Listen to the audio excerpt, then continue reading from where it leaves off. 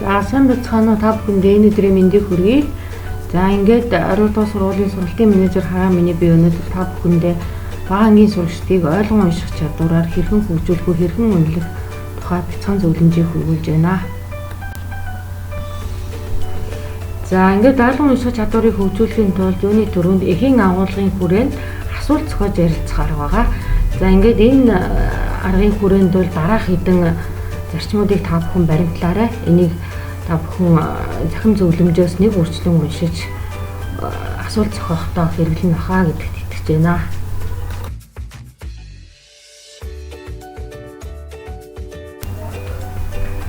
За ойлгон уншихыг асуултаар чиглүүлэхийн тулд их зохиолыг Блумийн таксономийн бүтэц бүхий асуултуудын тусламжтайгаар үйлийг нь дэмжих нь чухал байгаа.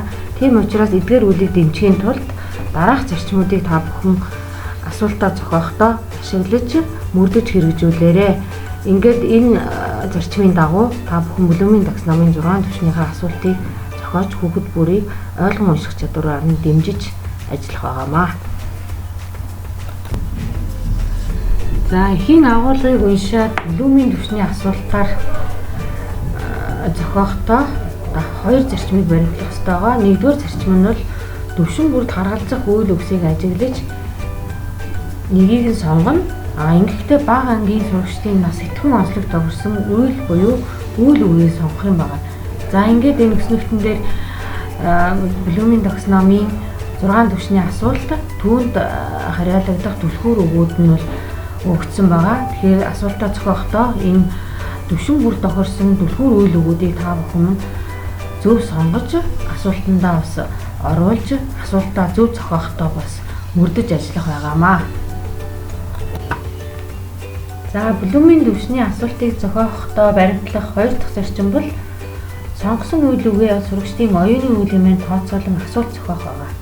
За ингэхээр хүүхэд бүрт тохирсон асуултыг тавиад асуултандаа тохирсон оюуны үйлийг бас багш бүр тодорхойлж бас дүгнэлт хийвэл бас зүйтэй юм аа. За хөл орой буюу теле хичээлийн үед бид бүхэн сурах бичгийн эхийн агуулгыг унших ажлыг төлөвлөн ажилласан. За ингээд бага ангийн монгол хэлний сурах бичгийн бүх эрхийг анги ангаар нь төвлөрөн авч эхийн агуулгыг ойлгон унших ажлыг зохион байгуулан төвшин бүртэн тохирсон асуултыг зохиож дүүх шинжилгээ хийж бид бүхэн манай сургуулийн багш нар хамтран ажилласан.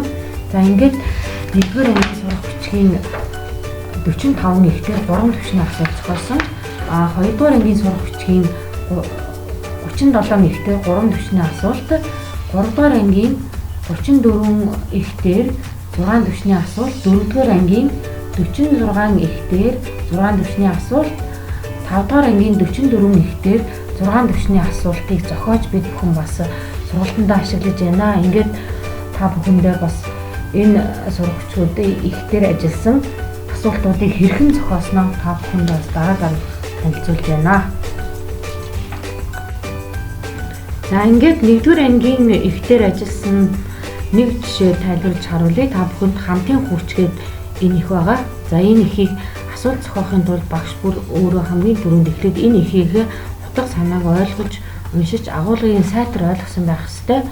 За ингэснийхаа дараа бол хүүхэдтэй асуултаа тавихдаа эхнээс нь хүндөвтөр ерөнхий асуулт тавихгүй байх хэрэгтэй. Тийм бол хүүхэд унших сонирхолтой болно. Тийм учраас багш нар та бүхэн өмнөөс нь хүн төвшнөрөө асуултаа тавих нь бол зүйтэй байгаа. За ингээд ялангуяа 1-ээс 2-р ангид бол сэргээн санах буюу ойлгох төвшний асуултыг тавьж эхийн агуулгыг ойлгох чадварыг хөгжүүлэх нь бол хамгийн тохиромжтой байдаг. За ингээд миний хувьд бол хамтын хүч зохиол их дээр бол 3 төвшний асуултыг дэлгэрэнгүй тайлбарласан байгаа.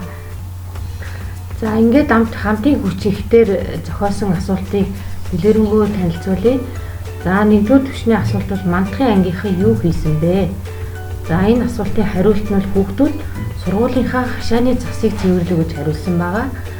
За энэ түвшний ямар үйлийг сонгож зохиосон бэ гэвэл сэргээн санах түвшний тогтоох нүдлэг гэсэн үйлийг сонгосон байгаа. За энэ ямар түвшний асуулт болсон бэ гэвэл уншаад тогтоосон зүйлээ харуулсан учраас энэ асуулт маань сэргээн санах түвшний асуулт болсон байгаа. За 2 дахь түвшний асуулт. Хүүхдүүд засыг хэрхэн цэвэрлсэн бэ? За хүүхдээ хариултвал хүүхдүүд ажлаа хуваарлан авч хамтран цэвэрлсэн гэж хариулсан байгаа. За энэ болохоор ямар төвшний ямар үйлийг сонгосон бэ гэвэл ойлгох төвшний тайлбарлаж өөрчилж бичих холбоо хамаарлыг олох гэсэн үйлийг сонгосон байгаа. За энэ болохоор ямар төвшний асуулт болсон бэ гэвэл үйсэн зүйлээ нэгтгэн дүгнэж ойлгож байгаагаа харуулсан учраас энэ ойлгох төвшний асуулт болсон байгаа. За 3 дахь төвшний асуулт. Хамтын хүч гэж юу хэлэх вэ? Хүүхдээ хариултвал аливаа зүйлийг бусадтай хамтран хийж гүйцэтгэхийг хэлнэ. За энэ ямар төвшний ямар үйлийг сонгосон бэ гэвэл ойлгох төвшний чанарын үнэлгээ өгөх, үнэлж өгнөх, шийдвэрлэх гэсэн үйлийг сонгосон байгаа. Яагаад энэ үйлийг сонгосон бэ гэвэл хамтдаа хийсэн ажлын үр дүн ямар болсонд чанарын үнэлгээ өгсөн, мөн багшийн хэлсэн өгүүлбэрт дүгнэлт хийж өөрийн дүгнэлтээр шийдвэр гаргаж байгаа учраас энэ төвшний үйлийг сонгосон байгаа. За ямар төвшний асуулт болсон бэ гэвэл уншсан зүйлийн агуулгыг ойлгож, үнэлж дүгнэн өөрийн гэсэн дүгнэлт шийдвэр гаргаж байгаа учраас үнэлэл төвшний асуулт болсон байгаа. За ингээд Монгол хэлний 1-р ангийн сурах хүчиг дээр ажилласан эхийн дараагийн нэг жишээ бол ажлын амт ихтэр 3 төвшний асуулт зохиосон байгаа. За ингэхдээ зөвхөн сэргийн санах төвшнөөр 3 төрлийн асуултыг зохиосон байгаа. Яагаад гэвэл 1-ээс 2 дугаар ангид сэргийн санах болон ойлгох төвшний асуултаар чиглүүлэхэд бас боломжтой байна гэдгийг олж харсан учраас сэргийн санах төвшний 3 асуултаар энэ эхийг үнэлэхийг бас туршиж үзсэн байгаа.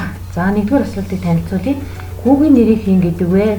Сурагчийн хариулт болохоор буян гэдэг. Энэ асуултан дээр бол хүүхдийн ямар оюуны үйл байсан бэ гэхэд нэрлэх зорилгоор байсан.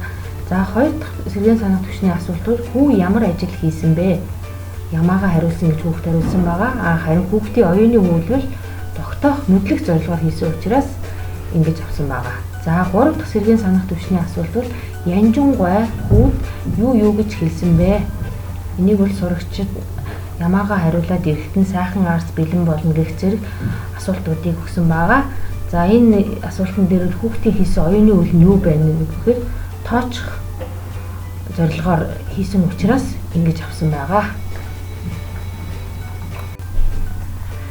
За ингээд мөн бага ангийн 4-р ангийн монгол хэлний бас нийтдээ 46 ихтер бас ажилласан байгаа.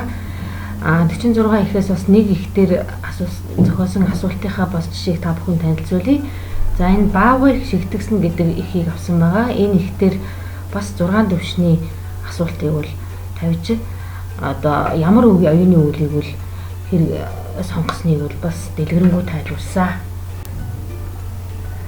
За баавгыг шигтгсэн ихтер 6 төвшин бас хэд хэдэн асуултыг зохиосон байгаа. За 1-р сэргийн санах төвшин дээр 2 асуулт зохиосон уншиж танилцуулъя. За 1-дүгээрт нь баавгын хийж байсан үйлийг хэлнэ үү? Энэ дээр бол хүүхэд тооцох оюуны үйлийг хийж байгаа учраас тооч нэрлэнэ гэсэн. Хоёрт нь амьтад баавгыг яагаад шүүгчд хэлсэн бэ гэвэл хэлсэн зүйлийг нь хүүхэд нэрлэх зорилгоор оюуны үйл хийж байгаа гэсэн. За хоёрт нь ойлгох төвшний асуултан дээр бас 2 асуулт зохиосон байгаа. Амьтад баавгыг олонний өмнө эвгүй байдалд оруулсан шалтгаан нь юу байсан бэ? Үүнийг сурагчид бодож тайлбарлах оюуны үйл хийж байна гэсэн. Хоёр дахь асуулт нь амьтад яагаад тайгын эзэнтэй нөхөрлөлгүй байсан бэ? За энийг мөн нөхөрлөлгүй байсан шалтгааныг нь хүүхэд тайлбарлах оюуны үйл хийж байна гэсэн. За гуравт нь хэрэглэх төвшин дээр 2 янзын асуулт тавьсан байгаа. Нэгт нь баавгын үйл явдлыг зураарай гэсэн. За энэ дээр бол хүүхэд зураглах оюуны үйл хийж байгаа учраас ингэж нэрлсэн байгаа. Хоёр дахь нь шийтгэл оногдуулсны дараа баавгад ямар өөрчлөлт орсон бэ? Энийг нэрлэхийн тулд хариулахын тулд хүүхэд төслөн бодох оюуны үйлийг хийж байна гэсэн. За задлан шинжлэх асуултан дээр төвшин дээр 2 асуултыг мөн зохиосон байгаа. Нэгт нь амьтад болон тайгын эзний дүр төрхийг харьцуулан тайлбарлана уу гэсэн дээр бол хүүхэд харьцуулах оюуны үйлийг хийж байгаа. За хоёр дахь нь ойн шүүхээс өгсөн шийтгэл баавгад ямар болоход нөлөөлсөн бэ? Энэ задлан шинжлэх үйлийг хийж байгаа учраас энэ асуултыг тавьсан байна. За үнэлэх төвшин дээр ойн шүүхээс гаргасан шийдвэр зөв байсан уу? Энийг одоо хүүхэд зөвтгөх оюуны үйл хийж байгаа учраас ингэж хариулсан. За хоёр дахь асуулт нь амьтдыг сайн үйл хийсэн гэдэгт санал нэгдэж байна уу? За энэ дээр бол хүүхэд марган мэтгэлзэх оюуны өгүүлийг хийж байгаа гэсэн үг. За эцсийнхэн бүтээл төвшин дээр бол мөн хоёр асуултыг төлөвлөсөн. За нэгт нь амьтад санаа гаргаагүй бол баавга яах байсан бол энийг хүүхэд таамаглал төвшүүлэх оюуны өгүүлээр хариулна гэсэн үг.